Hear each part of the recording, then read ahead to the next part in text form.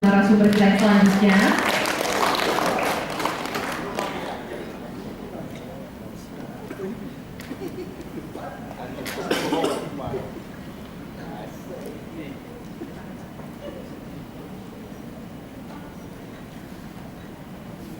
Baik, Bapak Ibu yang kami hormati, telah bergabung di tengah-tengah kita narasumber yang juga merupakan stakeholder DJKI yang akan memaparkan terkait penelitian perguruan tinggi berbasis dokumen paten dan berorientasi paten. Telah bergabung Bapak Faiz Suhaib yang merupakan Direktur Riset Teknologi dan Pengadian kepada Masyarakat Dirjen Dikti Kemendikbud. Kita berikan tepuk tangan untuk Bapak Prof. Dr. Insinyur M. Faiz Suhaib. Pada sesi ini akan dimoderatori oleh Bapak Slamet Riyadi. Kepada narasumber dan moderator kami persilakan.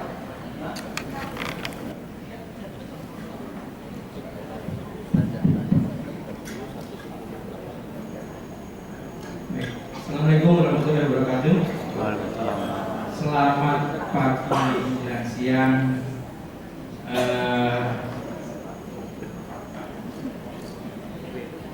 Pertama-tama mari kita panjatkan puji syukur kepada Allah Subhanahu wa taala, Tuhan Yang Maha Kuasa, karena hingga pada saat ini kita senantiasa selalu diberikan kesehatan yang baik sehingga bisa menghadiri acara evaluasi penguatan layanan teknologi paten LSD dan DSD.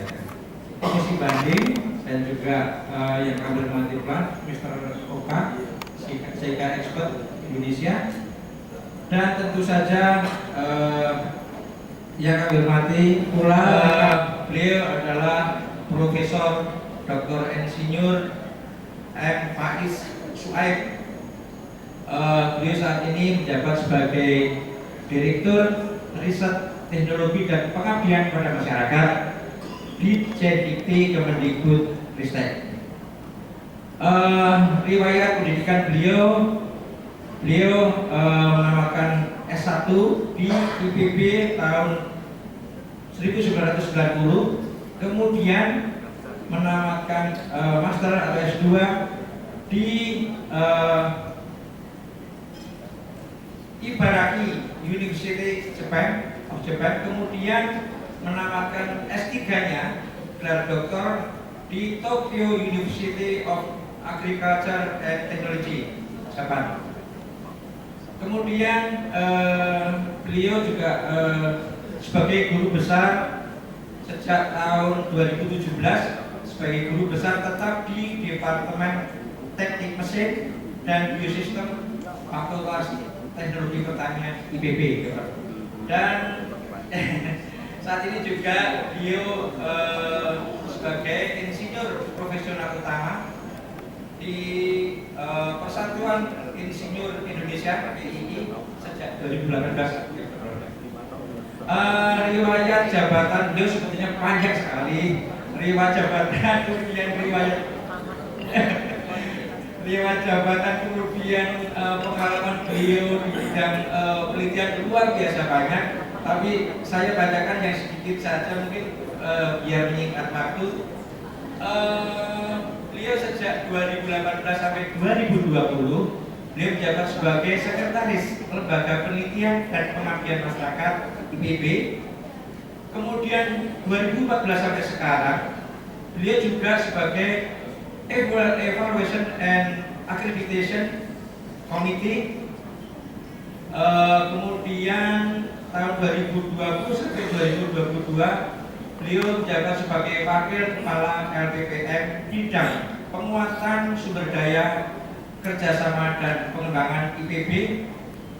Kemudian dari 2022 hingga saat ini, hingga sekarang, beliau menjabat Direktur Riset Teknologi dan Pengabdian pada Masyarakat di Kemdikbud Ristek. Jadi luar biasa narasumber kita kali ini. Ini saya tidak perlu bacakan pengalaman penelitian beliau luar biasa banyak. Sehingga untuk menyingkat waktu, Prof, mohon silahkan dimulai saja, Prof. Teman-teman kami sudah menunggu arahan dari Prof. Silahkan, Prof. bisa jam berapa Pak Dir? Sampai setengah satu? Sampai silakan sampai selesai Pak. Tidak jam berapa? Silakan Pak. Baik, terima kasih Pak Moderator. Ya, yang saya hormati sahabat saya Pak Yasmo, beberapa kali kita ketemu dan kali ketiga kita darat ya. Ketemu pertama diundang sama-sama, ketemu kedua kami diundang dan kita sempat diskusi dan alhamdulillah terima kasih ini undangan balasan. Jadi saya hadir ke sini mungkin bisa bertukar pandangan, bertukar gagasan. Tentunya saya banggakan kolega sekalian, ini para saintis, para sekolah, para reviewer dan juga ada mitra dari Jepang. Ya, assalamualaikum warahmatullahi wabarakatuh. Selamat siang, semangat pagi, semangat pagi, salam sehat sejahtera dan jangan lupa bahagia selalu. Kayaknya kok nggak bahagia, bahagia sih ya. Iya, harus bahagia selalu, karena bahagia itu pangkal dari sehat. Iya, kalau mau sehat harus bahagia. Dan tidak ada orang tidak bahagia tidak sehat ya. Dan sehat itu adalah modal kita untuk produktif. Jadi kalau orang sehat itu produktif, sehat fisiknya. Kadang-kadang kita kok seperti sehat nggak fisik nggak sehat, sebetulnya sehat kalau dia produktif. Sehat fisik itu karena sehat pikirannya, sehat pikiran itu karena digerakkan oleh sehat hatinya. Nah, itu sehat ya. Dan produktif itu adalah jalan kita menuju sejahtera. Jadi kalau mau sejahtera kita harus produktif ya. Dan kalau kita sejahtera kita tambah bahagia. Baik ibu bapak dan teman-teman sekalian, izinkan saya hari ini bertukar gagasan, bertukar perspektif ya terkait dengan inovasi dan paten. Dan mungkin saya tidak akan langsung bicara paten dan inovasi perguruan tinggi. Perlu kita pahami bersama bagaimana kerangka pikir dan kerangka kerja aktivitas riset di perguruan tinggi sehingga menghasilkan beberapa output, sehingga kita nanti tahu bagaimana positioning dari paten, bagaimana positioning dari inovasi, dan apa yang harus kita lakukan untuk itu semua. Baik Bapak sekalian, seperti Bapak Ibu sekalian maklumi tadi pun pada saat menyebut kementerian bingung kita berubah ya. Jadi memang kita nomenklatur berubah-berubah, rumahnya berubah-berubah, walaupun pekerjaannya betul sama. Jadi sering kalau kita rumah berubah-berubah itu saya bilang kalau pindah ya, kalau kita pindah rumah itu ada yang ketinggalan, atau ada yang ke bawah lah sengaja ya. Demikian pula di kementerian kami, saya ditugaskan di sini baru nyaris setahun pada bulan ini, dan memang direktorat baru, tapi urusan lama, urusannya pindah-pindah. Dulu di Dikbud, Diknas, lalu pendidikan tinggi itu sejak 2015 pindah dengan Ristek, sehingga orientasi pendidikan tinggi itu riset teknologi industri, mungkin kira-kira begitu perspektif saat itu ya. Jadi risetnya orientasi produk harus menggerakkan industri dan ekonomi begitu. Maka pendidikan tinggi bagian dari Ristek Dikti.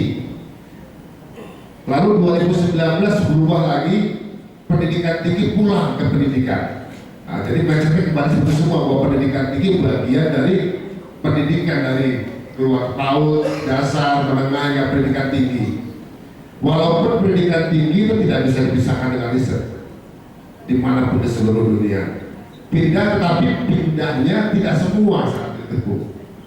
Jadi 2019 pindah pendidikannya, tapi risetnya tetap di Ristek. Lalu ada lembaga-lembaga riset, badan riset disatukan menjadi BRIN waktu awalnya, belum menjadi BRIN seperti sekarang ya, 2019. Maka pendidikan tinggi sempat punya dua bapak saat itu. Jadi kalau urusan pembelajaran, urusan mahasiswa itu adanya di Senayan, tapi urusan riset, inovasi, teknologi hingga hilirisasi adanya di Tambrin, di Stekbrin. Dulu saya ngurusin itu juga di kampus. Nah, jadi kalau urusan saya lebih banyak ke Ristekbrin waktu itu ya. Lalu 2021 berdirilah BRIN yang menyatukan seluruh stakeholder riset, umumnya di kementerian teknis. Nah, kalau pendidikan tinggi karena pendidikannya kembali ke Dikbud, maka riset di pendidikan tinggi tidak bisa terlepas dari Tridharma. Riset menghasilkan inovasi tapi tidak semuanya. Nanti kita diskusikan sedikit apa bedanya gitu ya. Oleh karena itu, maka riset perguruan tinggi kembali ke Dikbud, maka direktur penelitian dan pengabdian kepada masyarakat pulang ke Dikti sejak 2021, masa transisi lagi. Kalau sebelum masa transisi boleh pindah ke sana ya. Pada saat masa transisi itu banyak yang staff yang nggak kebawa lemarinya, segala tadi kan segala macam, sehingga kita memulai lagi transisi 1 tahun dan baru 2022 berjalan. Jadi memulai dari awal. Oleh karena itu saya beri nama apa yang saya sampaikan refleksi dan transformasi. Jadi saya biasa kalau sebelum melakukan sesuatu kita harus melihat dulu kita punya apa, kita berada di mana, kita mau kemana gitu kan. Kita refleksi, jangan sampai apa yang sudah kita lakukan kita yang sudah baik, jangan semuanya mulai dari nol kayak di konvensi, mulai dari nol kita tidak pernah sampai ke ujung gitu ya. Nah setelah itu dari yang ada bagaimana kita mentransformasi menuju tujuan kita. Ibu sekalian, kalau boleh saya berdiri Pak ya, karena biasa di kampus dosen kalau duduk bicara sedikit ya, kalau ini berdiri ya. Ya, ini kira-kira yang kita tergantung waktunya Pak Moderator mohon diingatkan ya. Jadi kita akan bicara dasar hukum lalu bagaimana membangun kerangka pikir DRTPM. Jadi direktornya menjadi DRTPM. Jadi ada 3, ada riset, teknologi, pengabdian pada masyarakat. Ya, apa masing-masingnya belum ada hal yang jelas. Jadi kita kalau belum ada sesuatu contoh, kalau saya itu bagus kita membuat contoh, jadi kita bisa memulai gitu kan ya. Lalu yang kedua refleksi, kita melihat apa yang sudah dilakukan di perguruan tinggi, walaupun pada saat pindah itu mana nggak kebawa, datanya hilang, data nggak ada. Gitu. Jadi kita mau eksplor data, alhamdulillah sekarang kita cari data di mana-mana, datanya dapat nggak bisa dibaca, karena alatnya berbeda ya. Tapi sekarang kita sudah akomodir konsolidasi data, memigrasikan data dan coba kita membuat refleksi ada 4 tahun data yang cukup habis valid ya. Lalu setelah itu bagaimana cara ke depan? Ada beberapa hal termasuk menyatukan sistem dan seterusnya. Baik ibu bapak sekalian, kalau kita bicara paten atau perlindungan atas kekayaan intelektual, berarti itu adalah kita melindungi itu kenapa harus dilindungi? Karena dia ada harganya, ada manfaatnya. Bagaimana manfaat itu divaluasi dengan macam-macam berdasarkan keekonomian. Maka kenapa dia ada manfaat? Maka bagaimana kita bisa mendapatkan manfaat dari apa yang kita hasilkan dari kegiatan intelektual kita. Ya. Luas sekali sebagaimana kita ketahui kalau kita bicara negeri kita, Indonesia ini kan luar biasa ya. Saya pikir kita semua sepakat ya. Tidak ada satu pun negeri dengan karunia potensi sebesar Indonesia, selengkap Indonesia. Dengannya. Yang namanya potensi itu sesuatu di atas kertas, katanya ada, tapi itu tidak ada gunanya kalau tidak dieksplor, digunakan.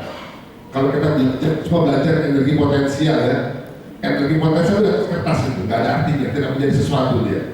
Dia menjadi sesuatu apabila ada perubahan di situ. Maka kan energi mekanik. Kalau mekanik berubah, dia akan menggerakkan yang lain, energi teknik, maka akan menggerakkan terus. Jadi kalau cuma potensial, cuma adanya di tangki, adanya di perut bumi, adanya di baterai, nggak jadi apa-apa dia. Begitu kita gunakan baru menjadi sesuatu. Nah negeri kita ini luar biasa. Kalau kita bicara kekayaan alam, boleh dicek itu apapun definisi kekayaan alam yang ada di muka bumi, nyaris semuanya ada di Indonesia. Apa saya sebutkan? Ya, apa saya sebutkan ada di Indonesia. Lalu yang kedua, kalau kita bicara kekayaan hayati, kalau kekayaan fisik itu diambil, habis selesai dia. Ada kekayaan hayati di hidup, selama di hidup dia akan memberikan manfaat. Indonesia adalah wilayah di muka bumi, orang belum menyebut surga gitu kan ya. Karena tempat di mana makhluk hidup paling nyaman itu di Indonesia. Apapun dia. Dari mulai jasad menik yang gak kelihatan sampai makhluk hidup manusia seperti kita. Kita di Katulistiwa berarti tidak ada ekstremitas dalam cuaca, dalam iklim. Tetapi di Katulistiwa pun Indonesia yang paling spesial. Semua negara ekuatorial itu adalah kontinental. Di Afrika, di Amerika Latin, hanya Indonesia yang archipelago. Artinya apa? Stabilnya iklim di Afrika dengan di Amerika Latin masih ada ekstremitas di situ. Tropik Afrika masih ada kering, mereka sangat kering. Tropik di Amerika Latin sangat basah, air terus nggak bisa ngapa-ngapain kita. seimbang basah dengan keringnya. Suhu tidak pernah berubah lebih dari 10 derajat. Artinya apa? Makhluk hidup sekali hidup kita jaga kehidupannya akan bisa hidup sepanjang tahun ya, dan bisa memberi sepanjang tahun. Makanya luar biasa sekali. Lalu kita punya penduduk yang luar biasa. Kita nomor 4 di dunia. Lalu kita native itu berbeda-beda dengan budaya yang berbeda. Kalau saya mengatakan budaya itu adalah produk teknologi. Orang hidup di tempat yang berbeda, concernnya berbeda, potensinya berbeda, maka punya cara bagaimana dealing with the situation. Kalau cara itu digunakan sistematis, orang semua menggunakan, itulah teknologi. Maka kita banyak budaya, kita sebut dengan kearifan lokal. Kalau saya lebih suka local genius, jadi sesuatu kepandaian lokal yang dia bisa dealing dengan masalah, bisa dealing dengan potensi menjadi sesuatu. Itulah teknologi. Jadi kalau begitu banyaknya teknologi lokal kita, berarti bangsa kita sudah melek teknologi dari zaman dulu. Sama berasnya, makan berasnya gitu kan dia. Pada saat beras terbatas, tambahin air jadi bubur kan. Pada saat beras cepat basi, untuk pergi jauh, dibungkus dengan daun tertentu, dia konserv bisa 4-5 hari dimakan. Ada daun pisang, pakai daun pisang 5 hari selesai jadi lentok. Nggak ada daun pisang, daun kelapa, pakai daun kelapa, pakai daun sagu. Itu teknologi kan. Zaman dulu bagaimana mereka tahu daun pisang bisa membuat nasi tahan 4-5 hari? Karena tidak didefinisikan, tidak diajarkan, tidak menjadi knowledge. Tetapi itu teknologi. Di tempatnya nggak tahu dia kalau ada gandum dibungkus pisang jadi lama, nggak tahu mereka. Ini kan seterusnya. Nah, oleh karena itu sumber daya potensi ini seharusnya menjadi bermanfaat apabila dilengkapi dengan kekayaan intelektual. Kekayaan potensi tidak akan menjadi produk kalau tidak dilengkapi dengan kekayaan intelektual. Dan kekayaan intelektualnya terus komplain dengan apa yang kita miliki, dengan apa yang kita hadapi permasalahannya. Oleh karena itu potensi ini seharusnya menjadi sumber inspirasi, sumber eksplorasi. Jadi jauh lebih bermanfaat kita meneliti yang ada di rumah kita dibanding kita harus melihat apa yang di rumah orang gitu. Dan orang lain yang meneliti kita. Nah, seharusnya sumber daya itu menjadi eksplorasi sehingga nanti riset-riset seharusnya comply dengan itu. Yang kedua, kalau ini dilakukan dengan baik, maka akan menjadi tadi kan potensi dan merubah potensi menjadi produk. Maka riset akan menjadi dasar untuk penggerakan ekonomi, penggerakan industri. Karena kita melakukan mengkonversi potensi kita menjadi produk. Lalu yang ketiga, kalau ini kita lakukan, maka itu pun menjadi potensi bagaimana menghasilkan sumber daya manusia yang paham, yang mengerti tentang apa yang dimiliki, yang paham dan mengerti apa masalah untuk merubah potensi yang menjadi produk, dan ini menjadi sarana untuk terus pembelajaran meningkatkan kualitas SDM. Dan ini semua di pendidikan tinggi dilakukan itu. Maka peran pendidikan tinggi kalau kita lihat ya, nah sayangnya dengan berbagai yang istimewa kita coba kita berefleksi ya. Dengan semua yang kita miliki, bangsa lain melihat kita justru kok kalau dibanding-bandingin kok kita tidak lebih baik dibanding bangsa yang sebetulnya potensi kita kan gitu kan. Ini selalu menjadi ukuran kita kan ya, Global Competitive Index. Kita di Asia Tenggara 10 negara, Asia Tenggara Indonesia itu wilayahnya 40% dari Asia Tenggara. Penduduknya 40% dari Asia Tenggara. Ekonominya 60% dari ekonomi Asia Tenggara. Kan begitu. Tapi kita dilihat nomor 5, nomor 6 di bawah Singapura. Luas Singapura itu tidak lebih luas Jakarta. Penduduk Singapura itu jumlahnya setengah dari jumlah mahasiswa Indonesia. Ya kan? Mahasiswa Indonesia kalau dijumlahkan seluruh Indonesia 2 kali Singapura. Kita di bawah Brunei yang luasnya tidak lebih luas dari Banten. Yang jumlah penduduk Brunei itu sama dengan kira-kira jumlah researcher di Indonesia. Jumlah dosen dengan peneliti kalau dijumlahkan kita kira-kira 380 ribuan. Itu penduduk Brunei.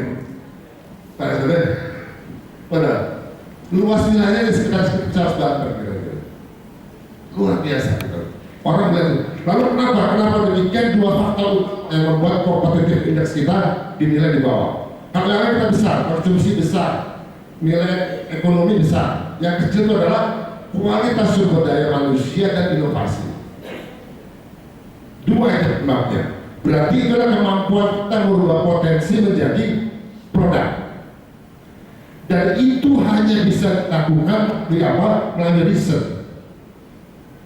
Ya. Oleh karena itu, kalau kita lihat ini sudah 4 pilar pembangunan menuju Indonesia Emas. Yang nomor 1 pembangunan manusia, penguasaan iptek 2 kata kuncinya.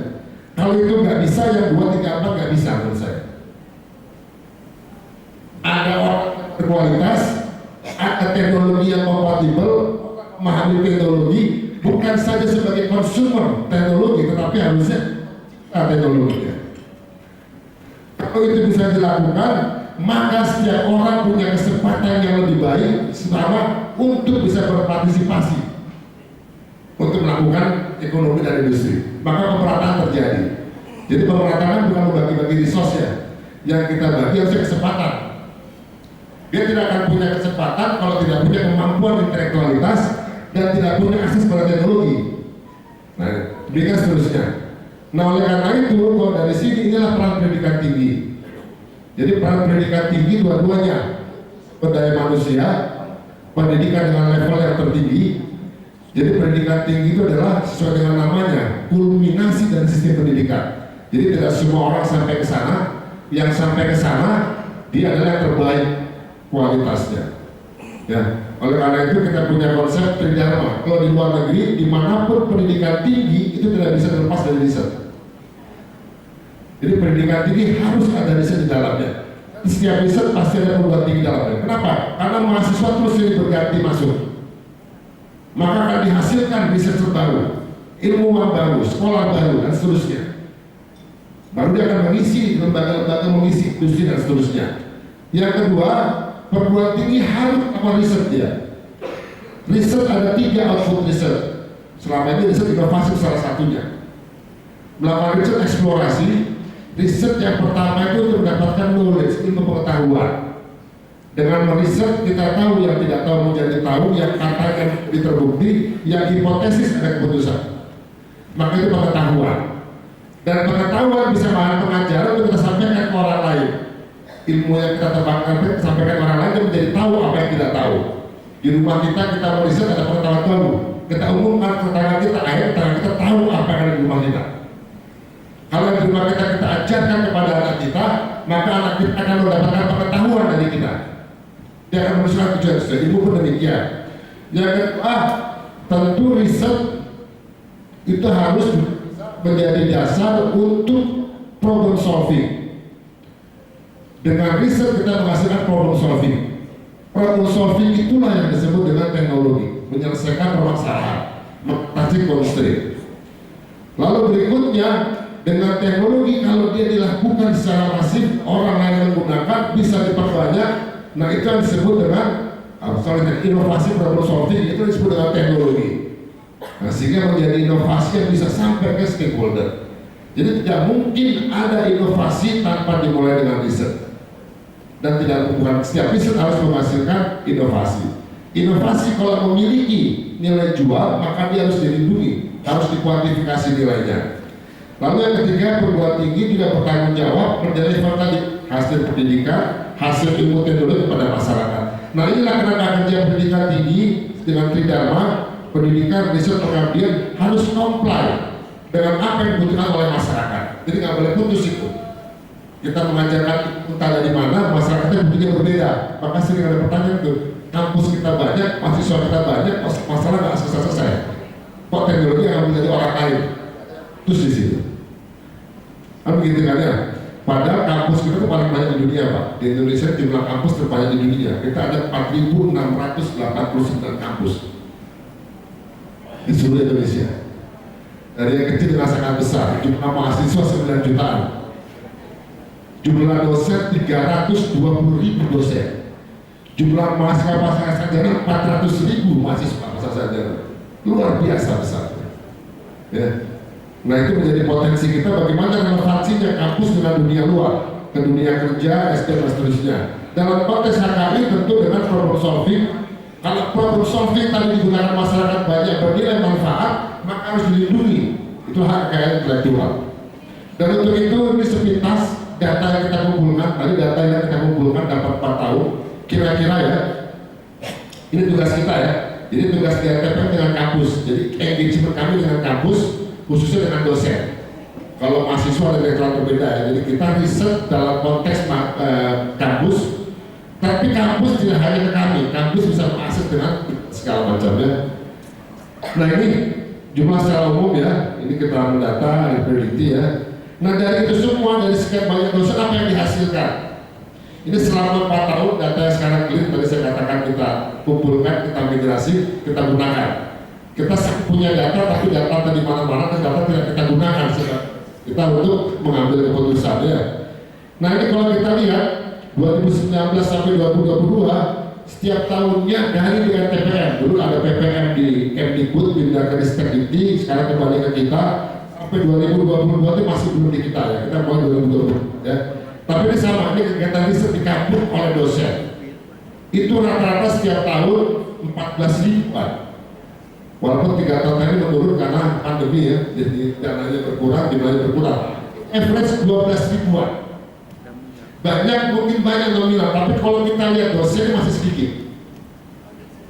Jumlah 320 ribu dosen itu berkewajiban minimal 100 tahun. Berarti masih sedikit, tapi potensi besar, ini bidang fokusnya ya. Lalu yang kedua, nah dari itu semua apa yang dihasilkan? Jadi selama 4 tahun itu rata-rata total riset di kampus itu yang didanai oleh skema-skema di RTPM kira-kira jumlahnya 46 ribu riset. Dari situ outputnya memang sebagian besar publikasi. Publikasi kita terutama 2017 sampai itu luar biasa jumlahnya. Ya, itu tolak ukur riset di situ. Padahal tidak semua harus di situ, gitu kan ya. Lalu untuk kalau kita bicara paten sangat sedikit. Dari sekian puluh ribu riset patennya jumlahnya hanya sekitar berapa? 10 ribuan. Ya, 10-12 ribu dalam 4 tahun terakhir. Ya. Kalau HKI juga IPR kita lihat lebih dalam, IPR yang banyak itu hak cipta. Kalau hak cipta itu hanya pengakuan, namanya tidak semuanya bisa dipublikasi gitu. Produk-produk kampus, kecuali hak cipta kalau ada ke dagang dan sebagainya ya. Tapi yang dia berupa produk inovasi yang bisa menjadi tadi kan alat, menjadi teknologi, menjadi produk itu harus ya. Ini data kita ya. Next, lalu apa yang dilakukan selama ini kegiatan yang dilakukan oleh teman-teman untuk dunia kampus, karena tadi kampus dituntut menghasilkan inovasi dilindungi dalam bentuk tadi kan apa yang terdaftar dalam HKI. Yang dilakukan selama ini adalah seperti memang ada memberi pelatihan ya, coaching untuk paten kreatif, bahkan ada Uber bagaimana untuk pengajuan paten hingga dia bisa register. Ini kegiatan rutin setiap tahun ada. Jadi mengundang kampus dan seterusnya, ini kegiatannya ya. Jadi total setiap tahun itu ya, ini jumlah pengajuan itu dalam 4 tahun itu jutaan jumlahnya untuk IPR, terutama hak cipta yang banyak, hak cipta yang banyak ya. Bayangkan jutaan jumlahnya, banyak sekali yang mengajukan, yang mengikuti. Tapi yang menjadi produk hingga dia drafting memasukkan itu hanya puluhan ribu. Jadi orang aktivitasnya banyak, tapi yang melanjutkan apalagi dapat. Nah, sehingga ini saya pikir ada efektivitas program yang perlu kita sinkronkan nanti. Jadi saya senang kemarin ketemu Pak Yasman sebelumnya, ternyata ada beberapa program yang sama. Nanti kita bisa berbagi tugas ini. Kalau dilakukan di DJKI, kita mendekatkan dari sisi lain, sehingga kita bisa feeding ke DJKI bagaimana DJKI bisa menjemput dari kami seperti apa.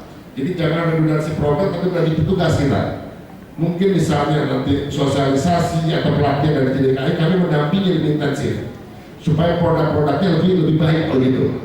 Jadi tingkat keberhasilan menjadi lebih baik. Jadi dengan uang yang sama, bagaimana kita berbagi tugas begitu ya. Ini juga paten dalam klaster penelitian ya. Kita perguruan tinggi saking banyak kita kelompokkan. Karena perguruan tinggi ada yang kualitasnya internasional, ada yang domestik, bahkan yang sangat terdengar pun tidak begitu. Tapi itu perguruan tinggi kan begitu kan. Sehingga kita nggak bisa makan sama. Jadi outputnya secara berkelas university, tapi ya jumlah mahasiswanya pun tidak lebih banyak dari SMP swasta gitu kira-kira. Itu masih ada, katakan seperti itu ya. Maka ada klaster perguruan tinggi tentu kualifikasinya berbeda, pembinaannya berbeda ya. Nah ini kita lihat dari 21 PTNBH. PTNBH itu berarti perguruan tinggi negeri yang terbesar dan terbaik profilnya, seperti itu kira-kira. Di situ seperti apa? Selama ini ada skema-skema riset yang disebut dengan riset dasar, riset pengembangan. Dihitung dari mana? Tingkat kesiapterapan teknologi untuk bisa digunakan oleh masyarakat, kira-kira demikian. Riset dasar kemudian teoritis, outputnya harusnya publikasi. Riset terapan seharusnya problem solving dia, ya, proven the concept, itu bisa ke haki. Riset pengembangan seharusnya ke produk orientasinya, menjadi produk digunakan masyarakat, baru kita bicara bagaimana kuantifikasi monetasi ekonomi, harusnya begitu. Konsep sudah betul, tapi kenyataannya bagaimana? Seharusnya riset dasar itu TKT 1 sampai 3. Tapi kenyataannya begitu kita cek datanya, kita lihat ngaku riset dasar ternyata sampai TKT 6 ada di situ. Sebaliknya riset pengembangan harusnya 7 sampai 9 setiap orang industri. Kenyataannya mengaku riset pengembangan outputnya masih TKT 5 pun ada gitu. Nah sehingga kalau semua dipetakan, ini menarik. Jadi riset yang sekian puluh ribu tadi, hampir 76% TKT 1 sampai 3. Ini dari 21 perguruan tinggi terbaik. Ya. Lalu riset penerapan 23. Nah yang menarik itu, yang riset pengembangan hanya 1% kira-kira. Yang TKT tinggi yang siap untuk dihilirisasi menghasilkan revenue. Makanya boleh dicek itu, yang daftar-daftar paket apakah sudah revenue belum itu. Jadi bayarnya tetapi tidak ada menghasilkan revenue. Akhirnya apa? Formalitas saya nggak mampu bayar, pakai hilang begitu saja. Ya. Nah ini berarti bagaimana solusinya, ada berapa pendekatan itu. Ya. Nah ini output patennya, ini yang terbaik, perguruan tinggi terbaik. 4 tahun terakhir kita data berapa jumlah hak cipta, paten segala macam. Itu kita lihat itu ya. Banyak-banyak semua muara orangnya itu hak cipta, perguruan tinggi hebat-hebatnya. Yang biru sebelah kiri itu paten. Jadi kalau kita lihat ada tren sekarang beberapa perguruan tinggi memang dia orientasi paten. Masa baru dengan hak cipta. Yang penting formalitas kan, karena hak cipta apakah karena ujungnya adalah untuk dosensi kembali kita gitu kan. Jadi grup jadi apa tata, tapi bukan kepada betul-betul manfaat dari paten tadi. Ada perguruan tinggi yang biru tua sudah banyak orientasi ke situ ya. Tapi ada yang memang banyaknya di merah. Nanti akan kita dorong ke situ.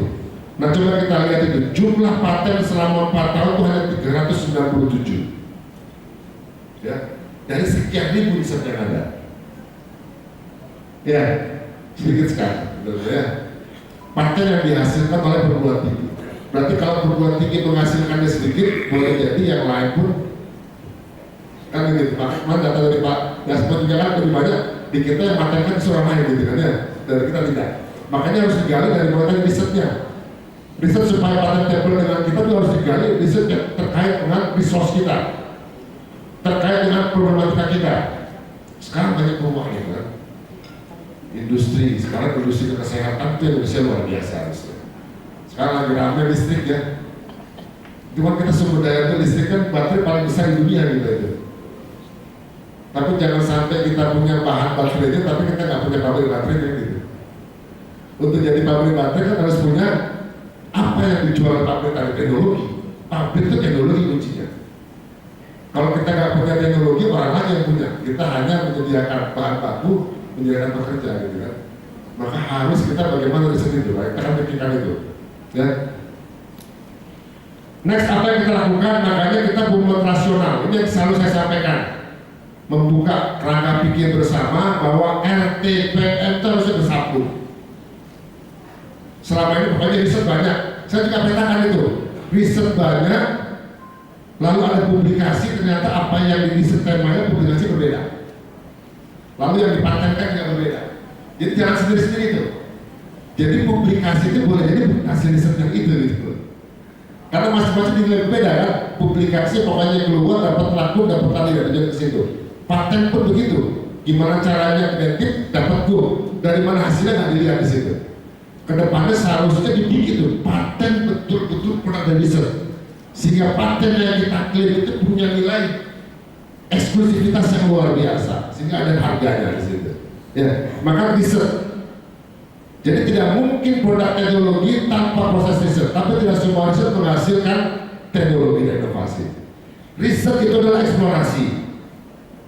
Eksplorasi itu adalah evidence based, yang katanya menjadi terbukti, yang hipotesis ada keputusan, ya, yang dia potensial bisa dikuantifikasi. Nah, jadi riset seperti itu, maka kualitas riset harus ditingkatkan. Riset yang baik itu ada sesuatu yang baru. Jadi riset itu nggak ada lain cara melihatnya, sesuatu yang baru. Baru itu apa? Berarti kita yang pertama kali, orang yang pernah dengar kita ucapkan sesuatu yang menurut kita sederhana itu baru. Tapi lagi ramai dibicarakan, kita ikut ke situ itu biasa saja. Walaupun bagi kita sesuatu yang luar biasa. Sebagai contoh teknologi yang luar biasa di luar, kita ikut bicara riset itu bukan hal yang baru. Tapi kalau kita bisa menggali dari dapur kita yang tetangga nggak pernah tahu, ternyata kita kesempatan kita ada sesuatu yang enak, besok dia akan mendengar. Setelah mendengar besok mau datang, mau pengen tahu, mencicipi dia. Mencicipi ternyata cocok, datang tetangga lain, ikut mencicipi. Oh banyak yang minta, akhirnya yang tadinya kita sebagai sungguhan bisa jadi bisnis. Walaupun sekedar mendol, kalau dia bilang ya, tempe busuk jadi mendol itu kan jarang ya. Dan dulu zaman saya waktu kecil tuh, ibu saya tempe sama busuk pun ada harganya. Ibu si buku jadilah mendol, makanya nggak ada harganya. Tahu mendol kan? Jawa Timur tahu maksudnya mendol ya. Itu kan pasti ya, sekarang hilang gitu kan. Kita cicipin bagus, tangga minta, lama-lama bisa kita membuat bagaimana mendol yang enak bisa dijual kemana, bahkan sampai ke luar negeri. Sekarang ada tempe kita, orang lain yang juga mengembangkan gitu kan. Padahal tempe nggak pernah ada selain di Indonesia sebelumnya. Kan gitu ya. Maka riset itu hal yang baru. Jadi kualitas riset sesuatu yang baru. Baru itu buat orang lain, bukan buat kita. Maka kita ekspor semakin dia baru, semakin itu. Nah kebaruan itu dari mana? Kebaruan sesuatu yang baru itu cirinya bagaimana? Simpel. Kalau apa yang saya sampaikan sesuatu yang baru belum Bapak sekalian dengar, pasti akan didengarkan. Mendengar dulu. Maka sama, kalau hasil riset kita sampaikan banyak orang yang membaca, itu berarti dia baru. Lalu yang keduanya, setelah dia membaca, lalu itu dijadikan dasar dia untuk bicara ke orang lain. Tadi kan kita bicara mendol, kalau orang biasa dengan mendol biasa. Yang baru dengar, oh iya apa betul mendol itu dari mana? Minimal dia mencari tahu. Terbukti ternyata betul ada mendol kayak gini. Soalnya ketemu di teman dia cerita tentang mendol lagi. Oh kemarin saya dengar dari Faiz ada mendol, ternyata betul loh, kita coba cerita ke orang. Akhirnya apa? Dia mencitasi saya. Jadi informasi saya baru, karena baru digunakan orang lain, karena dia ada nilainya maka disampaikan ke orang lain. Itu citasi. Itu level kedua, level dari riset. Yang ketiga, tadi mendol selalu didengarkan, dia mencoba-coba. Oh ternyata bener enak gitu kan. Enak dicoba, disuguhkan ke orang lain. Akhirnya mendol terkenal digunakan di mana-mana. Ada yang jualan mendol, itu impact namanya. Setelah mendengar dijadikan dasar eksplorasi dibuktikan menjadi hal yang baru, impact, ada produknya dia. Nah harusnya itu seperti itu. Maka ada pernah, makanya setiap manusia itu begitu, ada riset dasar, teman dan seterusnya. Lalu berikutnya, hasil riset itu 3 dan saya bilang. Yang pertama menjadi knowledge. Yang kedua, riset itu harus menjadi produk, inovasi. Yang ketiga, riset harus menjadi policy. Karena sekarang kita sering ke scientific is policy. Apakah betul policy kita riset? Kan gitu kan ya, jangan-jangan polisi kita setelah lain kan, maka akhirnya arahnya ke orang lain kira-kira. Kan gitu kan ya, karena kita tidak berasa sendiri. Kan begitu. Kalau polisinya salah, tidak mungkin nanti juga sama, penggunaan knowledge juga akan salah. Makanya riset harus evidence based. Dari evidence itu menghasilkan knowledge baru. Knowledge ini bisa menghasilkan nanti policy, knowledge bisa menghasilkan produk. Dan knowledge kembali diajarkan ke orang lain, mengajar dan seterusnya. Nah salah satu produk dari riset Kalau dia menjadi problem solving, itu teknologi. Kan begitu. Anda bisa teknologi saja, teori dibicarakan tapi tidak menyelesaikan apa-apa, begitu itu hasilnya, knowledge dia. Tapi ada bagian dari knowledge harus menjadi problem solving. Jadi tidak semua knowledge bisa problem solving. Jadi jangan ini orang kampus ngomong aja, kok nggak perlu. Iya, memang kampus harus mengajarkan ilmu dia. Kalau ilmu tentu menyelesaikan masalah. Tapi bagian dari ilmu bisa diteruskan menjadi problem solving. Jadi problem solving itu harus berbasis knowledge. Tidak semua knowledge menjadi problem solving. Nah, setelah problem solving, kalau dia problem solving ini berlaku secara umum, bukan buat diri kita saja, maka inilah teori kita buktikan di lab. Mas, ini bisa dibicarakan dengan metodologi, dengan alat ini, kita buktikan di lab. Kita yang merancang, kita yang tahu, kita yang buktikan. Itu intervensi, itu urusan saya. Tapi apakah problem solving ini berlaku ke masyarakat atau tidak, bukan kita yang menilai, tapi orang lain yang menilai. Untuk bisa menilai, harus kita kenalkan, dicobakan. Kayak tadi kan mendol enak, kalau cuma di rumah itu gak ada masalah. Saya buat sendiri, saya bercek sendiri, saya makan sendiri, saya puji sendiri, itu gak ada urusan. Tapi begitu kita sampaikan ke orang lain, yang membuktikan bukan kita, tapi orang lain tadi. Kalau betul ini enak menjadi itu, maka itulah teknologi, itulah inovasi.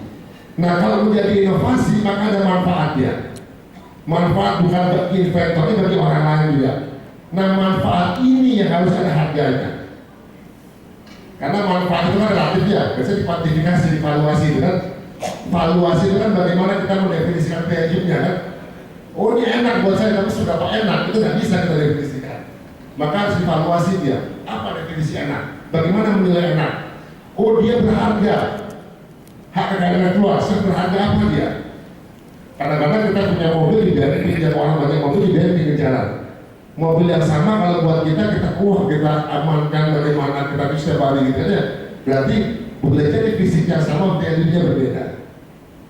Nah, makanya kalau dia kekayaan berarti dia aset. Kalau dia aset harus ada berapa nilai asetnya kan begitu. Aset itu kan potensial. Ya, kita menilai belum tentu hasilnya begitu kan. Tapi aset harus punya nilai sehingga pada saat kita transaksikan ada dasarnya. Ya, oleh karena pakai teknologi, nanti masalah selama ini teknologi kita banyak berputar yang bersifat fisik ya, mesin, gitu kan. Padahal sekarang zamannya teknologi itu bukan alatnya saja, tapi bagaimana metodologi kan, problem solving tadi kan. Apalagi sekarang zaman software ya. Jadi teknologi itu hard, ada soft sekarang. Jadi misalnya pisau ya, pisau untuk potong tahu dengan potong tempe itu beda. Karena kata tahu dengan tempe kan beda tuh. Ya kalau cara potong tempe pakai tahu, tahunya hancur. Kalau pisau tahu buat potong tempe, tempenya kotor. Ya, berarti pertama sebelum membuat pisau harus menemukan bagaimana cara memotong tahu dan memotong tempe. Itu teknologi kan. Bagaimana tekanannya, bagaimana gesekannya, bagaimana arahnya teknologi. Itu soft dan baru kita pisau yang sesuai dengan metodologi tadi. Maka adalah hard teknologi. Maka bentuk pisau berbeda-beda ya. Tebalnya berbeda-beda, shape-nya berbeda-beda ya, lengkungannya berbeda-beda. Maka karena apa? Perbedaan itu cara potongnya berbeda. Kalau kita pakai pisau yang berbeda, cara potongnya salah, nggak ada gunanya bisa tadi. Kan gitu kan? Pisau buat file Anda gunakan untuk hancur pisaunya, tangan kita rusak, gitu kan? Atau sebaliknya, gitu kan? Nah itu teknologi. Kalau ada nilai manfaatnya, maka harus dinilai kemanfaatannya berapa, sehingga nanti bisa ditransaksikan. Tujuannya kan ke situ. Kita punya aset dinilaikan supaya bisa digunakan, Pak ya. Ditransaksikan. Kalau nggak transaksikan nggak ada gunanya kita nilai itu. Kita punya emas, punya segala macam mobil kita hitung terus, tapi ini tidak pernah kita gunakan, nggak ada gunanya kita hitung gitu. Maka jadi beban kan. Oh sekarang harganya 1 miliar, besok tinggal 500 juta gitu kan. Ya, dia bisa kita hargai kalau dia deploy, ada manfaat. Mobil 1M harus kita gunakan satu hari berapa nanti untuknya. Untuk bisa menghasilkan itu maka harus tahu kita berapa nilai mobilnya. Intelektual juga demikian. Tekanan intelektual bisa dievaluasi dulu sehingga punya nilai. Dengan nilai tadi lah bagaimana kita menggunakan untuk transaksikannya. Macam-macam gunanya, mungkin lupa sekali lebih paham ini. Nah dari situlah apa yang kami lakukan. Ya, apa yang kami lakukan Apa yang kami lakukan adalah tadi teknologi, riset yang menghasilkan teknologi harus kita kanalisasi, ada skema-skema yang inline seperti itu. Ya, kalau dia berpotensi inovasi, kita ada program untuk bagaimana memvaluasi kekayaan intelektual. Ini transformasi kita selama ini tadi daftar-daftar saja. Di coaching juga daftar, begitu daftarkan, didampingi daftar. Berikutnya tidak berhenti di situ. Ya, harapan kami untuk program kedepannya ini tahun ini akan kita rumuskan, mudah-mudahan tahun depan akan berjalan. Ini tidak sama, ini nggak mau bergerak.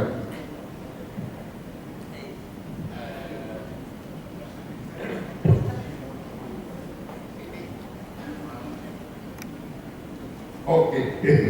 Nah, jadi program HAKI ke depan tetap di satu sisi karena HAKI itu ada kewajiban beberapa dosen, terutama peneliti-peneliti di bidang engineering, di bidang art, ya di bidang nanti arsitektur itu agak sulit kalau kita pasarkan ke publikasi. Mereka bikin produk, kalau produk pengakuan kita sekedar mendaftar-daftar saja. Maka kita harus masuk kepada bagaimana memvaluasi dari paten tadi. Maka setiap kampus kita dorong itu. Dan tidak setiap kampus bisa mengelola, dan kampus ada yang besar sekali, yang setiap tahun ada ratusan riset, ratusan inovasi. Ada kampus yang belum ada riset, tapi semuanya sudah bicara paten. Yang ngajarin bingung, yang diajarin bingung. Betul nggak gitu ya? Betul nggak? Apalagi dicampur dalam satu kelas. Yang penting ikut aja dari sekian kita yang pernah ikut. Tapi pulang sana selesai, besok kita tidak terlagi. Nah ini yang kita masterisasi, ada pendampingan berjenjang. Kadang-kadang begini ibaratnya ya, saya punya anak 5 misalnya, 1 kuliah, 1 SMA, 1 SMP, 1 SD, 1 baru masih bayi. Semuanya punya hak yang sama, saya didik, saya hidupin. Tapi kan kebutuhan berbeda-beda. Ya, kadang-kadang ya kita ngaji kalau dia diajari oleh teman terdekatnya akan lebih mudah dia, atau kakak kelasnya. Kan gitu. Orang baru belajar, profesor yang ngajarin nih. Kan begitu. Orang yang ahli paten udah beratusan kali punya paten, ngajarin orang baru ngerti. Yang ngajarnya sabar mas, kita tidak tahu. Ya, yang diajarin bingung, mau tanya takut, nggak tanya nggak ngerti dia. Akhirnya sudah bisnis as usual. Maka kita akan berjenjang, tidak semua kampus begitu. Tetapi di setiap wilayah harus ada kampus atau lembaga pengelola paten yang mengelola sesuai dengan riset yang itu. Nanti kita minta kampus-kampus besar, ini yang kita bina supaya menghasilkan inovasi paten yang luar biasa. Kita fasilitasi dorong lebih, tapi dia punya kewajiban mementor adik-adiknya secara berjenjang. Jadi nanti misalnya pembelajaran nggak perlu kita sekolah dari Jakarta gitu ya. Daerah ini di sana yang campingnya naik, ya kita godong yang di atas. Target paten yang di situ. Ini kira-kira. Nah ini, sehingga akan beradaptasi, tapi beda harus sama. Dia tahu bagaimana pemahaman paten lagi, bagaimana prosesnya, bagaimana menilai, bagaimana memanfaatkannya. Tentu berjenjang. Orang tidak bisa memanfaatkan kalau dia tidak bisa menilai. Kan gitu. Orang tidak bisa menilai kalau dia tidak paham apa yang mau dinilai. Ya, orang tidak paham kalau dia tidak pernah melakukan bagaimana menghasilkan produk tadi. Berjenjang ini. Jadi nggak bisa orang baru riset bicara tentang komersialisasi misalnya itu. Nggak nyambung ya. Baik, ini produk-produk kita teknologi. Lalu berikutnya apa yang pengaruh kepada masyarakat? Ini nyambung. Jadi jelas ya, riset, eksplorasi, kita menghasilkan knowledge. Kalau di knowledge harusnya kembali ke pengajaran tadi, memperkaya pengajaran sehingga kampus punya kualifikasi semakin baik. Riset ke policy pemerintah, gitu kan ya, pengambil kebijakan. Riset ada yang dilanjutkan problem solving untuk menghasilkan teknologi. Teknologi harus besar manfaatnya, lalu nyambung pengambil kepada masyarakat, deliver back to people. Jadi pengabdian kepada masyarakat, mau ukurannya mereka harus tahu urusan mereka. Tapi kita harus membawa produk riset, problem solving ke masyarakat. Kalau zaman dulu sama ini, kampus ditutup, publikasi juga untuk pengambil kepada masyarakat. Harusnya nggak demikian. Jadi pengabdiannya adalah implementasi hasil riset. Ya, lalu sesuai stakeholder engagement-nya, sesuai dengan lokusnya, sesuai dengan fokusnya. Oh, ini paten sekian, harga sekian, bikin industri dengan industri dia. Itu hitungannya PT, itu hitungannya adalah cuan, gitu kan ya. Tapi kalau ke masyarakat bukan cuan dari kampus. Kampus membuat teknologi, prosesnya 1 miliar, oh dia nggak bisa ke industri nih. Kalau ke UKM nggak mungkin kita tahu ada punya modal berapa untuk membeli paten, saya nggak mungkin kan. Ya, tapi bagaimana ini bisa menggerakkan ekonomi, nanti mensupport program CSR kah, program swasta kah, sehingga dengan inovasi 1 miliar ternyata 10 miliar ekonomi bergerak. Ini yang disebut dengan social return of investment. Selama ini kita bicara return of investment, proyek saja. Pernah ada value yang lebih besar adalah SROI, itu kan, social return of investment. Itu dalam proses diseminasi. Nah, oleh karena itu ini delivery acceptance impact. Nah, program kita kembali ke situ sehingga bersambung ini. Inilah hilirisasi. Jadi hilirisasi itu bisa bersifat komersial, bisa bersifat diseminasi. Dan dua-duanya harus terdefinisi apa teknologi yang dibawa. Dan ini harus dilindungi. Kalau tidak kita niatnya sedekahnya bagus dijual sama orang lain, gitu kan? Karena kan paten itu kan punya dua sisi mata pedang, Pak ya. Dilindungi salah, kan dilindungi salah kan? Kita lindungi. Jadi ada harganya orang nggak bisa manfaatkan, nggak dilindungi dimanfaatkan orang lain, gitu kan? Kita niatnya saudara, orang itu ada untung dari situ. Maka harus pandai mengelola ini dan memetakan yang mana harus begitu, yang mana harus bagaimana.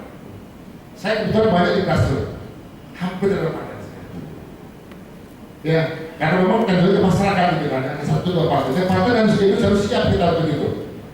Masuk ke industri pun harus terus di develop itu, karena paten kan ada masanya banyak. Berapa? 20 tahun kalau di industri berapa?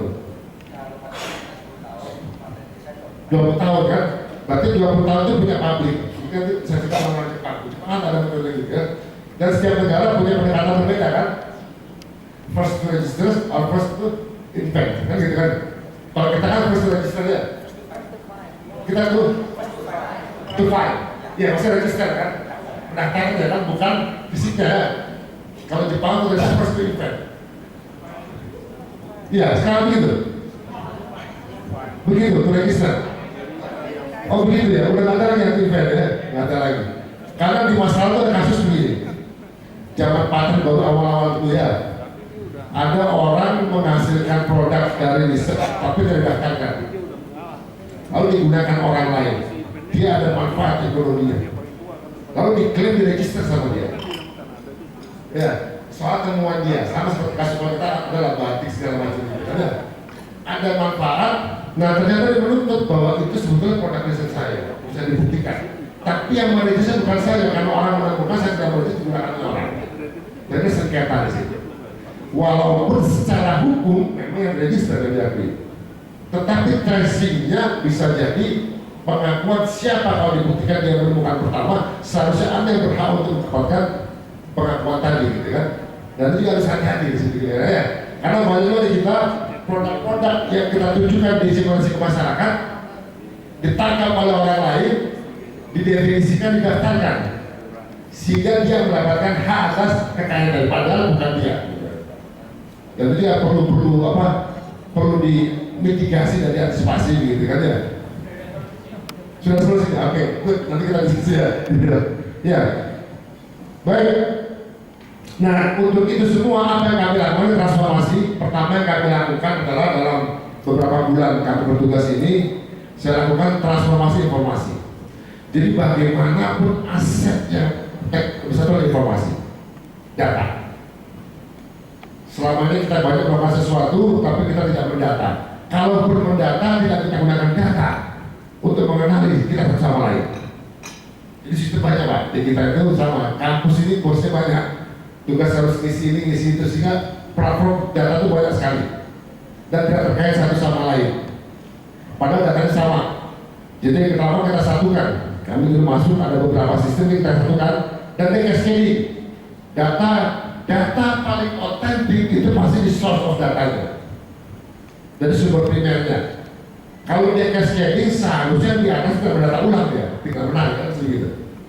Kan begitu. Selama ini kan ada data yang sama secara hierarki masih ke sendiri-sendiri tuh. Sama kalau kasus paten ini, ada paten lewat kita, didaftarkan data di kampus, data di TI. Sebaliknya ada orang yang langsung tuh, didata di situ. Seharusnya kalau objek sama dari kampus maupun datang ke situ ya kita juga tahu tentang kampus. Sebaliknya lewat kita otomatis harusnya ke situ. Kan gitu kan ya. Ini kalau ini begitu banyak, ini kita sederhanakan. Jadi kita akan punya single data yang sudah terhubung. Jadi ada proses risetnya seperti apa bisa dikasih gitu. Kalau ini output riset ini betul nggak? Ada risetnya. Ada dasarnya saya akan lakukan apa? Pertama ini transposisi informasi akan terintegrasi untuk riset dan yang lainnya dan juga terjangkau dengan sumber daya dan seterusnya ya.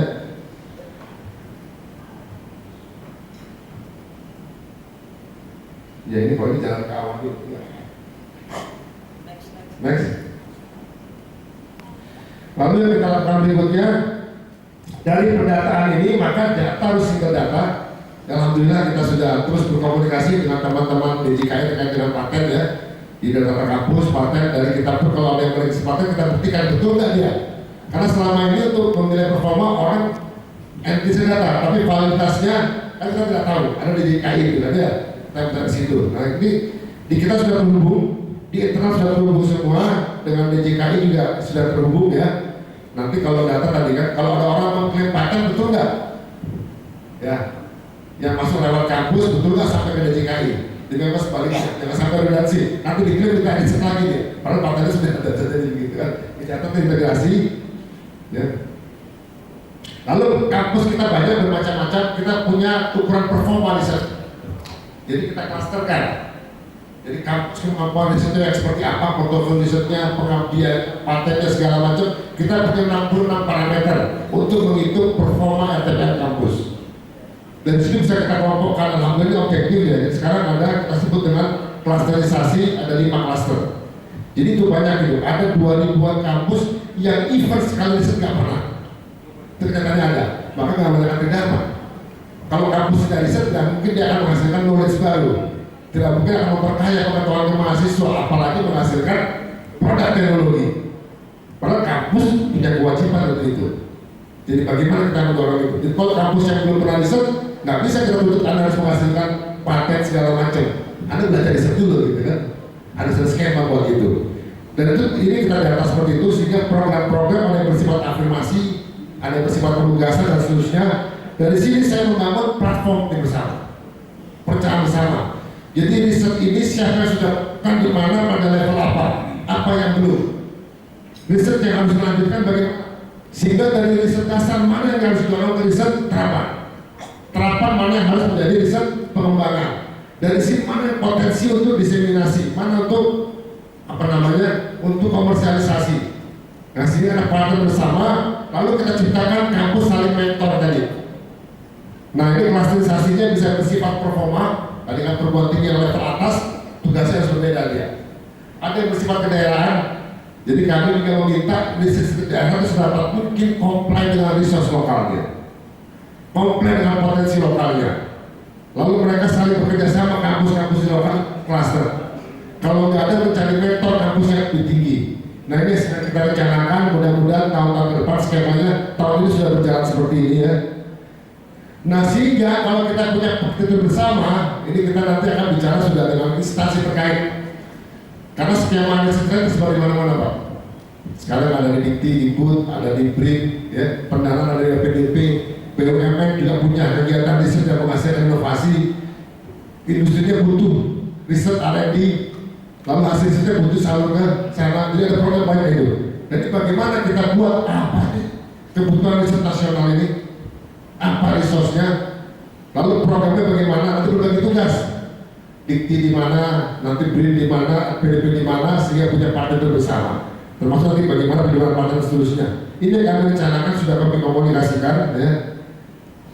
Nah program-program kami saat ini menyusun e-katalog. Data riset yang bergerak memang tidak mudah. Data di mana-mana kita migrasi, kita identifikasi, kita decoding, sehingga tidak mudah cari. Jadi kalau Bapak mau tanya Faiz ngapain aja sih? Klik nama Faiz apa tahu risetnya? Atau dibalik, kalau kita bicara riset tentang baterai siapa yang melakukan? Level mana, di mana? Atau keyword apa? Jadi data kita integrasikan. Ini tahun ini kita mulai dengan pangan dan kesehatan temanya. Ya, kita panggil, kita cari data, kita olah, bagaimana kita petakan ya. Sehingga kita punya profil masing-masing kampus. Kita punya profil masing-masing researcher. Sebaliknya kalau kita mencari, oh ada orang datang mau kerjasama dari Jepang, tanya siapa orangnya, bukan karena dia kenal saja, tapi ada track recordnya, ada datanya. Ini kita sedang mengolah data. Ini data kemarin hilang, kita olah 2020 di bawah saya kemarin kita ada sistem baru terkumpul dengan baik. Kita tarik ke belakang sampai 2019 kemarin tadi yang kita decoding masuk bisa kita olah. Kita cari data lagi yang terserat di awalnya pergi mana kira-kira gitu. Kita tangkap dulu bagaimana kita olah lagi. Nah, nanti akan kita olah begini sehingga kita punya katalog yang berjalan. Riset baru akan masuk datanya. Jadi sama, dijahati dan mencari siapa yang berpotensial untuk paten, tinggal cari di situ. Oh di sini atau orang mengajukan yang masih ecek-ecek, nggak perlu lah didorong berat-berat gitu kan ya, nanti ada manfaatnya. Tapi kita punya data untuk itu. Ini prosesnya, ini kita saya mapping begini, mind mappingnya, fokus ini apa saja. Tetap kita wajib pada undang-undang, RRN ada 9 bidang fokus, tapi ada yang luas untuk kita bisa. Misalnya sosial humaniora itu luas sekali. Orang sosial yang bicara apa sih kekayaan intelektual sosial, apa sih kekayaan intelektual untuk teman-teman dari seni.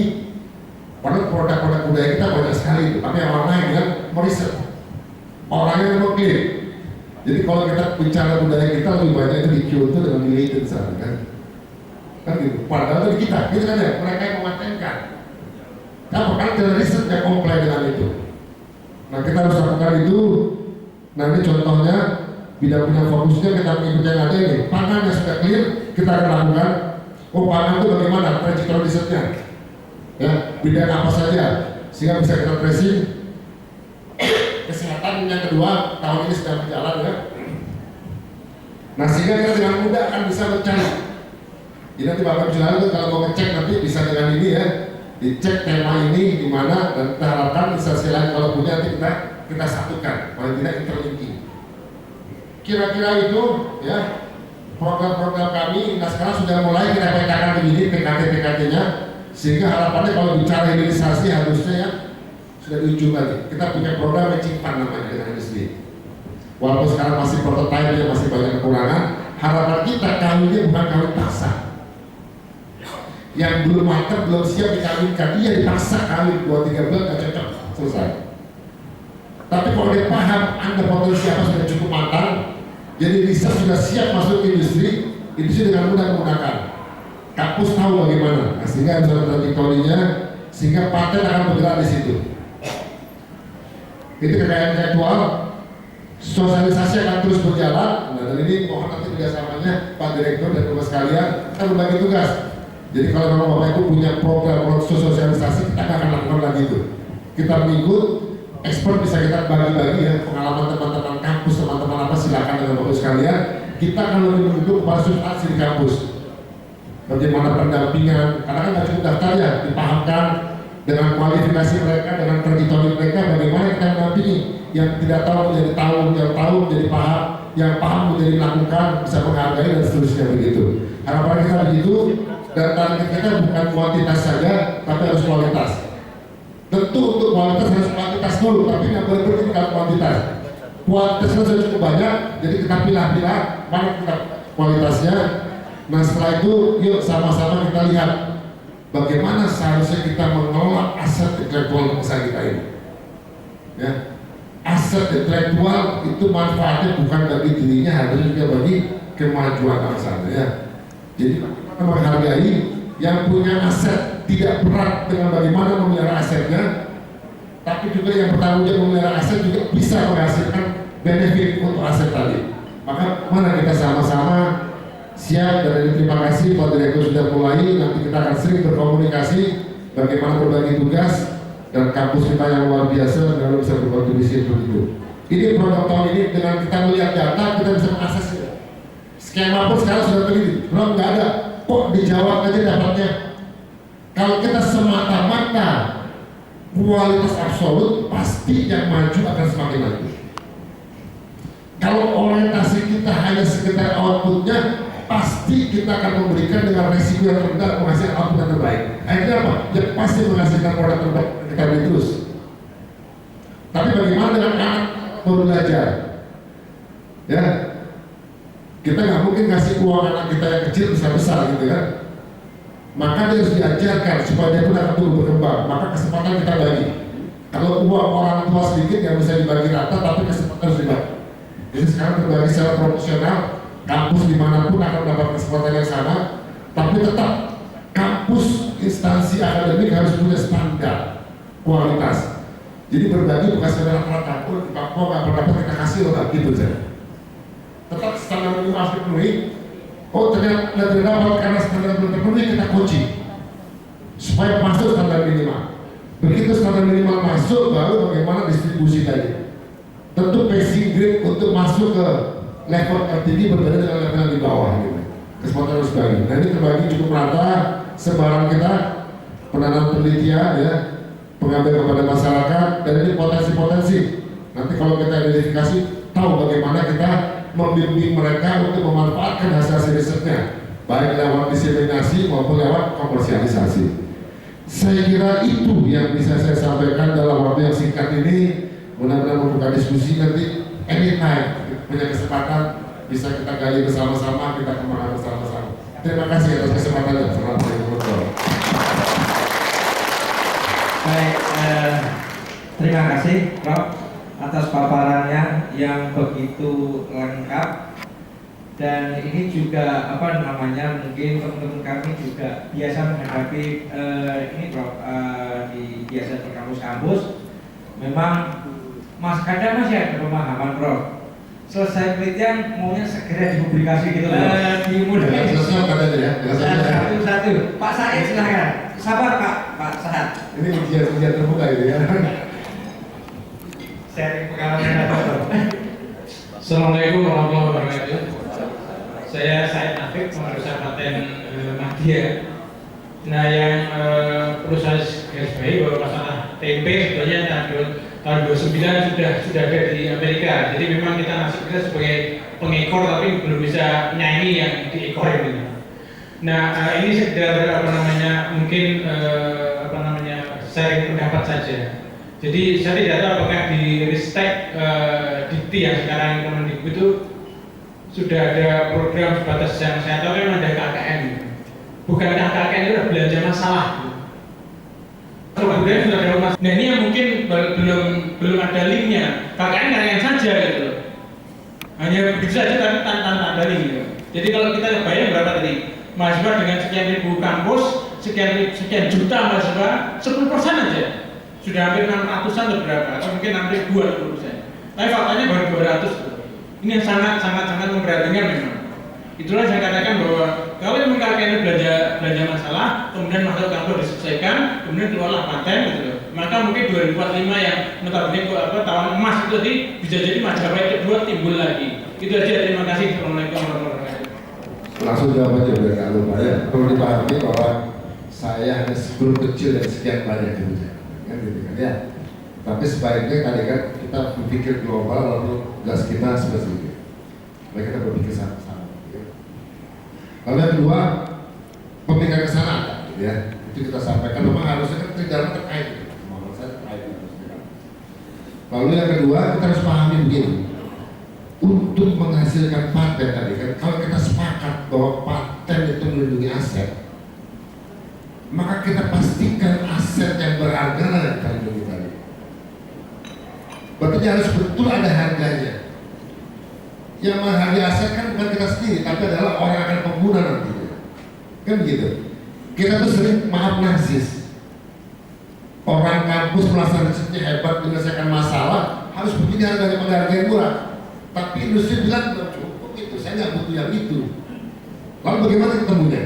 Kenapa nggak pernah ngobrol bareng, nggak pernah ngopi bareng, Pak? Pada saat saya riset tidak melihat apa yang sebetulnya dibutuhkan orang. Ya, pada saat orang membuat industri tidak melihat apa yang sudah dikerjakan di awal di orang, kan itu masalahnya. Karena jalan sendiri-sendiri, Pak.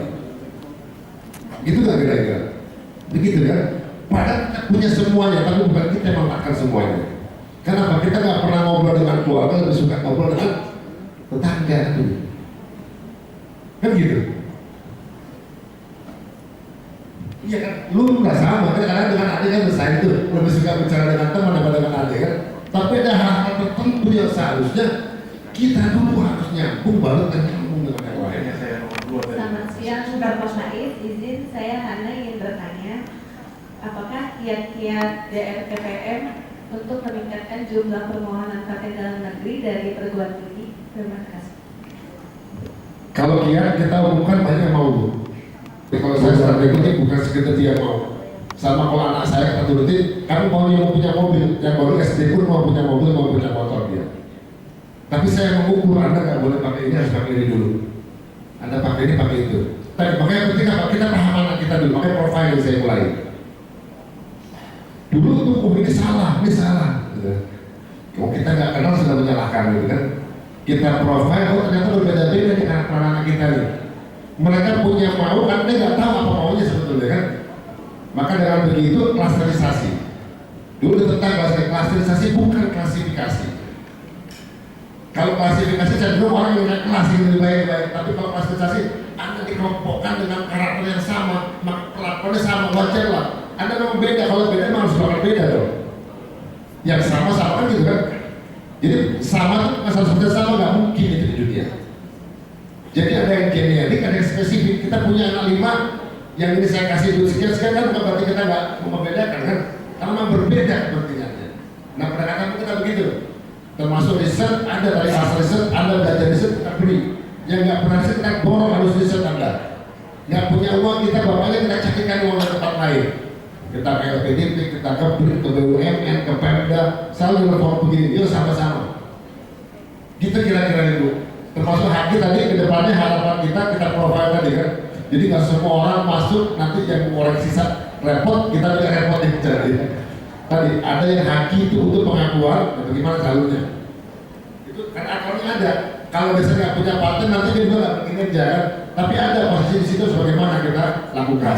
Ada ini ada pendapatnya Einstein untuk menghasilkan inovasi itu yang paling utama adalah imajinasi.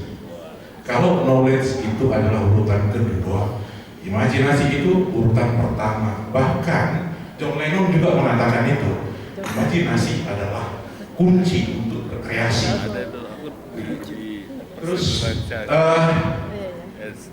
yang saya lihat untuk menghasilkan inovasi itu ada 2. Ada dengan membaca literasi atau literatur, ada juga yang paling tinggi nilai komersilnya yang saya pernah dan yang saya alami di lapangan, yang paling tinggi nilai komersilnya dari hasil inovasi yang dihasilkan dari troubleshooting, kesulitan di lapangan.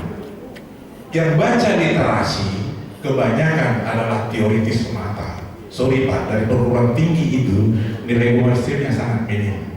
Sorry saya katakan mereka troubleshooting lapangan. Bagaimana untuk mengatasi serat kabel sutet yang putus, salah satunya ciptakan robot misalnya. PLN punya itu Pak, kebetulan saya pernah di sana advisor. Ya, terus yang menjadi masukan kedua bagi Bapak dari saya, bagaimana BRIN itu hubungannya dengan industri? Karena BRIN bukan pada posisi saya, tapi saya sebelum kecil Pak di kampus, jadi BRIN itu di luar kampus Pak. Itu polisi nasional ya.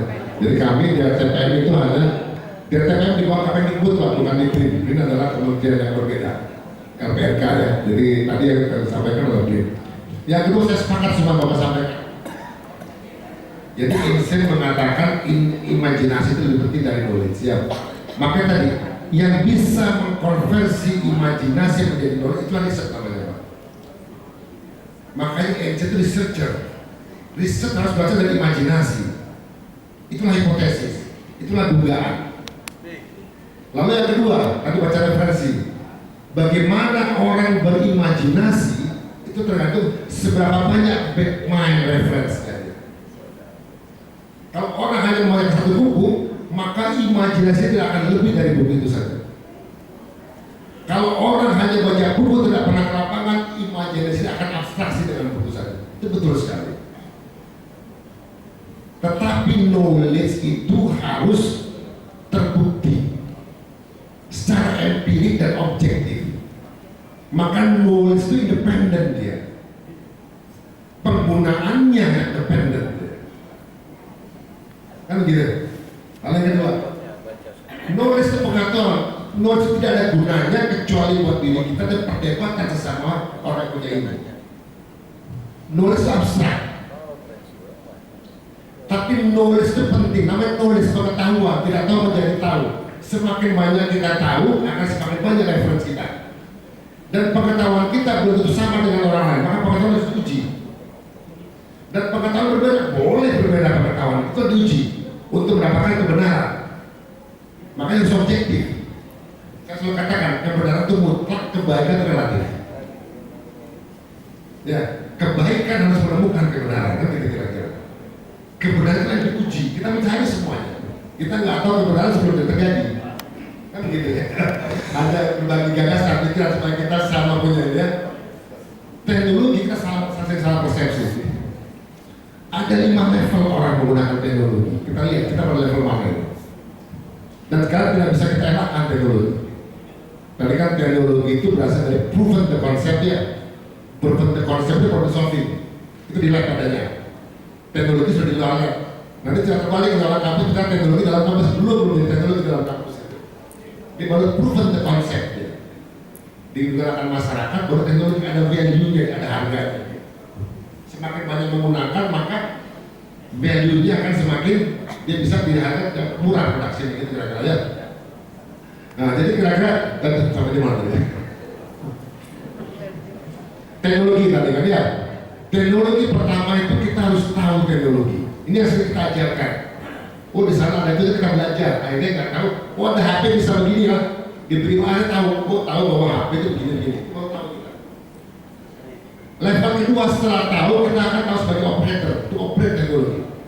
Tidak mungkin orang bisa mengoperate tanpa knowing dulu dia. Tapi yang knowing belum tentu dia mengoperate. Kalau nggak punya HP nggak bisa mengoperate dia. Ya kita sering tahu Jerman hebat, Jepang hebat gini. Kita pakai teknologi dia. Gunakan, kita pakai di sini. Lalu kita bangga sebagai operator teknologi, pengguna teknologi. Ya, padahal bukan punya kita kasih tahu teknologi. Berikutnya setelah mengoperate, kalau kita sering-sering mengoperate, kenal engage dengan teknologi tadi. Ya, sehingga kita bisa menggunakan teknologi tadi untuk menghasilkan keuntungan, bukan sekedar kepuasan kita menggunakannya. Itu level ketiga. Ini nggak ada di buku manapun ini ya. Level ketiga itu utilize. Kalau utilize bukan sekedar mengoperasikan, tapi mengambil manfaat dari itu. HP sekedar senang-senang buat kawan, gunakannya. Oh, banyak kawan saya jualan yuk mengutilize dia. Yang tadi cuma sekedar foto, bisa aktivitas macam-macam, utilize dia. Sehingga ada value yang diterima lebih dari sekedar yang spending dia. Itu utilize. Kalau operate spending lebih besar. Siapa yang punya mobil yang penting hebat operate ya. Tapi saya rasional, enggak lah yang ini aja, mobilnya bisa buat antar sekolah segala macam, utilize ya. Lalu yang keempat, kalau orang sudah engage dengan teknologi tadi, mengutilize, berarti dia punya mindset lebih dari sekedar menggunakan, maka akan timbul ide imajinasi tadi Pak, mendevelop ya. Orang itu sangat pandai di situ. Traktor itu dibuat, itu traksi sebenarnya namanya ya. Traksi itu menarik, untuk apa? Power tiller dia, untuk membajak tanah. Tapi karena menarik tanah itu perubahan yang besar, power yang besar, traksi yang besar, maka kalau tanah bisa tarik, yang lain bakal bisa tarik ya. Maka digandenglah buat angkat barang. Kalau barang diangkat, nggak ada kendaraan lain daripada orang jalan jadi ngangkat orang. Itu kan mendevelop ya. Akhirnya dibuatlah traktor gandengannya bukan bajak saja, dibuatlah trailer. Akhirnya dibuatlah mobil jadi narik orang. Itu adalah mendevelop ya. Jadi fungsi traktor bukan saja hanya untuk tillage, dia bisa buat transporting barang, akhir transporting orang. Walaupun si desainer tidak menggunakan itu develop. Level tertinggi, kalau terbiasa mendevelop maka dia akan create teknologi. Jadi tidak mungkin orang create teknologi kalau dia tidak pernah utilize teknologi. Siap Prof, terima kasih atas penjelasannya, pencerahannya semua Prof. Saya rasa ini sangat bermanfaat bagi kita semua. Karena waktunya sudah 1:30 lebih bahkan. Jadi mohon maaf Bapak Ibu sekalian yang ingin menanyakan terpaksa ditunda dulu, dicatatkan saja ya Prof ya. Nanti seandainya kan kita bisa sampaikan. Siap Prof.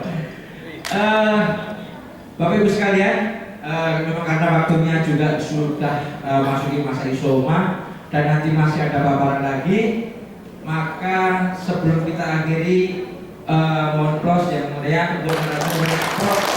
Tapi kami selaku moderator mohon dibukakan izin maaf yang sebesar-besarnya apabila ada kekurangan. Terima kasih. Assalamualaikum warahmatullahi wabarakatuh. Terima kasih Prof dan moderator. Mohon izin Prof, boleh memilih satu penanya terbaik dari tadi yang menanyakan pertanyaan di sesi ini. Prof, akan ada hadiah menarik dari panitia. Pertanyaan terakhir, mohon izin Bapak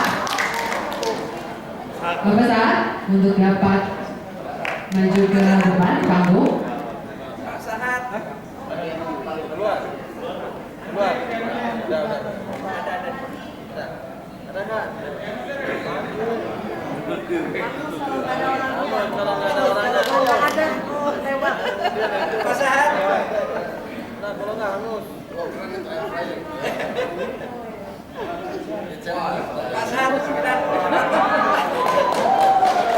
Mengizinkan Bapak Direktur untuk memberikan hadiah kepada Bapak Saat. Tapi salah tadi Pak, berinya aturannya dari RTPM. Di atas boleh Bapak izin untuk memberikan hadiah kepada Bapak Saat.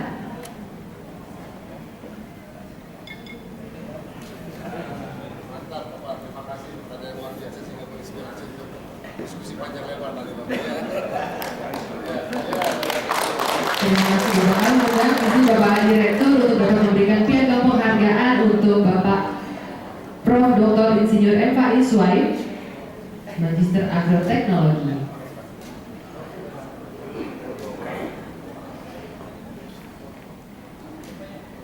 Piagam penghargaan diberikan kepada Prof. Dr. Insinyur M.Faiz Suhaib, Magister Agroteknologi. Kita berikan tepuk tangan ya.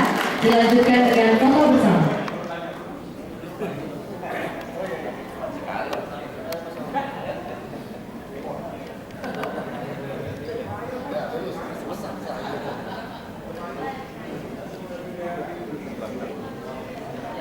Baik, terima kasih. Kita berikan tepuk tangan yang meriah sekali lagi.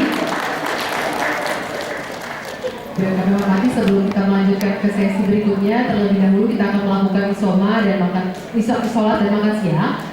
Makan siang disediakan di restoran. Bapak Ibu harap kembali ke ballroom pada pukul 13.30. Sebelum melanjutkan sesi selanjutnya, kita akan ada nanti sesi kahut kedua. Mohon Bapak Ibu untuk hadir tepat waktu pada pukul 13.30. Kita tutup sesi pada siang hari ini.